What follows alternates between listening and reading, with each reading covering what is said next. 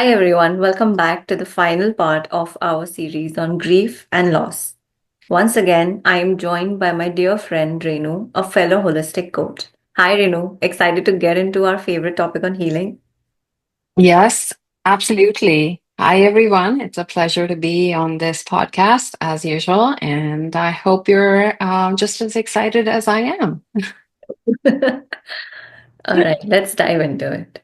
Um, if you've been with us through the first two parts, you know we've been walking through some heavy but very real emotions. Today, we want to talk about healing. Because healing isn't about forgetting the person or experience we've lost. It's about learning to carry it differently. It's about becoming not despite our grief, but with it. Any thoughts? Yeah, I agree. I agree to it. And I'd like to put like one more thing, and I don't know, I think you'll agree that healing is not linear. It's not a straight line. It's not a straight path. Some days you'll feel like you've moved 10 miles and covered quite a bit of distance. Other days you might feel like you've taken 10 steps backward and you feel like you're going down the same hole again. So healing isn't a destination, it's a journey. And knowing that this back and forth happens is totally okay. I totally agree with that. And I'll share a little about my own healing journey. After experiencing multiple miscarriages and navigating deep layers of grief, there were days I felt utterly lost. I realized early on that healing I realized early on that healing wasn't about erasing the pain for me, but it was about making space for it and living with it. I started small. Some mornings I would simply sit with my hand on my heart and whisper, I'm here, I see you. It sounds simple, but connecting with myself with tenderness changed everything. I learned that I didn't have to fix my grief, I had to honor it. And over time, I started weaving moments of light into my days. A walk outside, painting, journaling, and most importantly, letting myself feel without judgment. That's still how I cope today. I am still on that journey through small, loving rituals that remind me that I'm allowed to heal at my own pace. Thank you for sharing, Preeti. That's so powerful. And a lot of people who are listening into this can also will also find hope where there is despair right now. So thank you. So now let's get into why healing is necessary. So if you just ask me why it's necessary, I'll say it's necessary because it's the first step to bringing your life back together. And you can only do that by working towards the healing. Now, healing to me is not forgetting what you've lost. It's not masking what you lost. It is about making space for both the loss and the rebirth that follows. It may sound ironical, but that's exactly what happens. Like when we lose something or someone, we learn to grieve and then we learn to evolve. And we evolve in many ways. Over time, healing transforms. In the beginning, it may seem like a car kind of just hit you. You're Yeah. surviving the day. Or like you're just trying to breathe, those heavy breaths when you feel a lot of pain and you don't know how to express it, where you want that quiet and to be left alone. Other ways that it shows up is anger, frustration, isolation, avoidance, shame, guilt. So, and then these are the ways that it shows up, but these are the ways for you to grieve, right? Like that's what grief shows up as. Later, it evolves into building trust with life. How do you do that? Do it by finding moments of, like moments, whatever makes you happy. Now, that doesn't mean,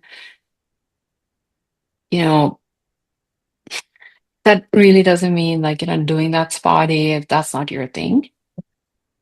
Or it's not, that does not mean that, you follow something that somebody says on social media just because the whole world is doing it. But do something that is really meaningful to you. Reconnect with parts of you that are submerged, lost, or silenced. And again, it's not about healing. It's not about erasing the loss, really. It's about weaving it into who you are and carrying it with you through life. Because life is a journey, really, right? I mean, if you look at healing as a journey, you look at other aspects of your life, that's a journey too. It really is a journey. And when we look at those parts of our journey, whatever they may be, happy moments, sad moments, there's always something to take from them. Things, moments that we have gained, moments that we have cherished, moments that changed us, and moments that we can learn a bit from, things that we can do differently. So I'm going to stop here because I think I'm just going on and on. But really, healing is a lifelong process, honestly. Yeah. Something, it just grows alongside us. It changes the shape as we change too. Yeah. Beautifully explained. I mean, yeah, I actually also believe that, a lot of us, we're actually on the healing journey, but we don't often realize that we're doing the things that our body, mind, and soul already need. We are kind of listening to our body, mind, and soul, but we don't think of it as, okay, I am on the healing journey. And it's just automatically woven into, our daily lives. And yeah, what you just said was, I mean, it was just beautifully explained. Thank you. Thank you. Thank you. So, let's get into some practical tips that, Mhm. I think, and I think you will agree with me as well, on our healing, that work on in our healing journeys. Now, there are multiple tools that can be used. A lot of them can be tailored to our clients, as we know, their needs, their specific journey. I'll talk about the ones that have been of great value to me. But I also have to mention that where you are in your journey will be different for everyone. And there may be some tools that may be more helpful to some than others. The first one is create a safe space for your emotions. This one practical tip that has helped me a lot. Um, it was setting aside 5 to 10 minutes a day just to check in with myself. No pressure to be okay. I could just I could be feeling whatever I was feeling, but just to be in that feeling and, just being in that moment. Asking myself, how are you feeling really? And maybe for you, it's journaling, a voice note, or even a walk where you reflect on your feelings, your experience, your thoughts. Another one is finding tiny joys and hold on to them. Grief can dim everything, but finding small things that spark a little light, like a favorite song, a cozy tea ritual, that sounds wonderful.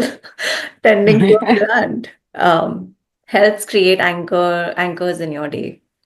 Tiny joys remind your nervous system that it's safe to feel alive again. What do you think? I loved all the things that all your suggestions. People can add to that, or for some people who are really struggling, they can take in uh, some maybe a little bit of cues and try and see Mhm. what works for them. I'd like to add two more things. There are many, many more, Yeah. but in today's episode, we'll just keep it short. Um, I like to bring in the body, you know. Um, Because healing is not only healing your thoughts, it's also healing your body. When we feel grief, it's the emotions that come up. But those emotions are doing things to your body. And sometimes, if we just take a moment or two to listen to what our body says, that can be really helpful. So, if your body is saying it's tired, go to sleep or listen to something calm or soothing. What I like to do is I'd like to do different things like stretching, breathing deeply, sometimes dancing. Yeah. Like it just releases the oxytocin, gives you the happy high. Mm. And there's nothing wrong in it. You're just trying to get yourself out of that mood. And sometimes it's just stillness. You just want to sit with your thoughts, right? You're sitting with your thoughts, and that's what it is. Listen to your body. Listening to your body, whether you're healing from loss or you're healing from a surgery, just learn to listen to your body. And that can be a game changer because your body can be your best friend. The signals can be your best friend, really. Now, the last thing that I'd like to add is support. Please don't feel that you have to be alone here. Everybody is healing in their own way with a different type of loss. Mhm. So, finding that friend, finding that community, finding a therapist, finding a coach, or listening to podcasts and joining in conversations like these Yeah. can just help lighten the load. You don't have to do it alone. Healing is asking for patience, it's asking for compassion, kindness, some gentleness, and it all starts with you. You have to learn how to give that to yourself and get that support. It's okay if some days feel heavier than others. Each day is going to be different. There are no 2 days that are alike. You're doing beautifully just by being here, just by showing up for yourself with your heart. Beautiful. Thank you for this, Renu. Thank you for being here. Thank you all for walking this path with us. We hope this series has been a soft place for your grief, your healing, and your hope.